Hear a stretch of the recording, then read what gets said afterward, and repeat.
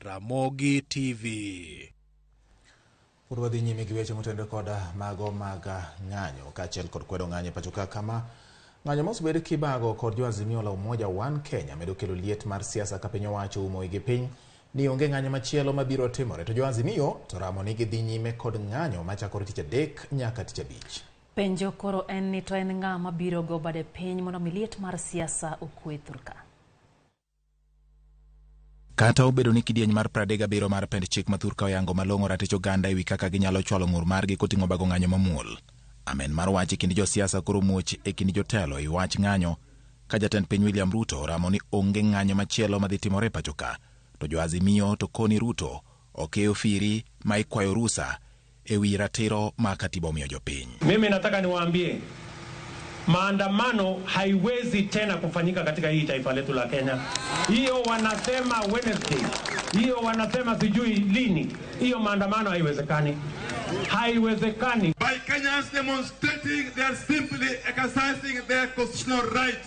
And this they will do next week on Wednesday, on Thursday, on Friday, and even beyond.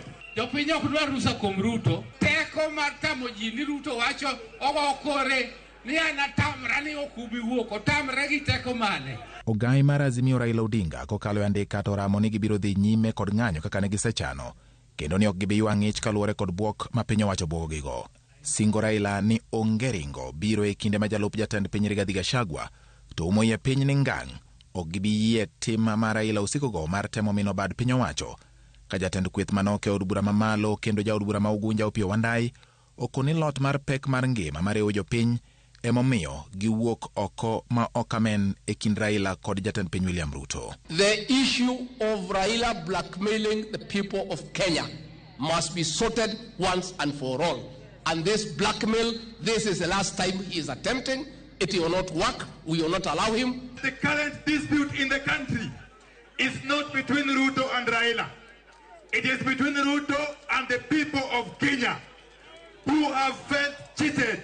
E kinde ma jatend piny William Ruto okone oikore rakore kod joma chano bago ng'anyo, jaod bura manyando Jared Okelo onyiso jatend piny ni oikre ne duoko penjo poni gimoro amora otimo Raila Odinga kata bed mana ni athung'a emogoye. Hiyo barabara umeenda, mimi nataka nikuhakikishie, mimi niko na wewe macho kwa macho, tutakutana.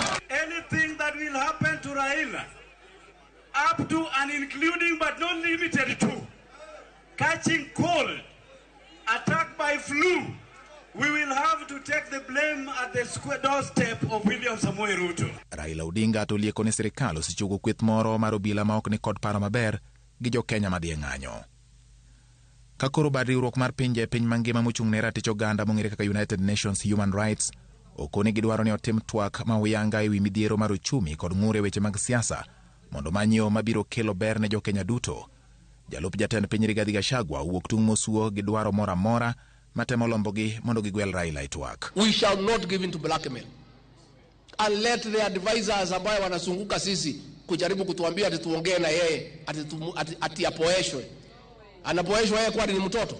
E kinde no jatend Wiper Kalonzo Musyoka onyiso Ogai mar obila Japhet Koome ni oikre ne ting'o remb jo Kenya ma biro tho e lwet obila e kinde mag ng'anyo. Mwenye mamlaka ikiwa ni juu ya timu ya polisi ambao wanaua wananchi kwa kupiga risasi kama swara, yule ambaye ametoa hiyo amri ndiye atakuwa held responsible and of course individual responsibility as well. Kakoro weche mag ng'anyo medo nyiso pogruok e kind jo siasa ma pachoka kendo riwruok mar pinje e piny mangima bende koro segolo duondgi ka gidwaro ni jotelo omany winjruok e kindgi. Penjo ma jopiny rito duoko mare en ni to en kweth mane mabiro rie badgi kendo yawo dhod lalruok mar manyo kwe mosiko e kind jo siasa ma pachoka.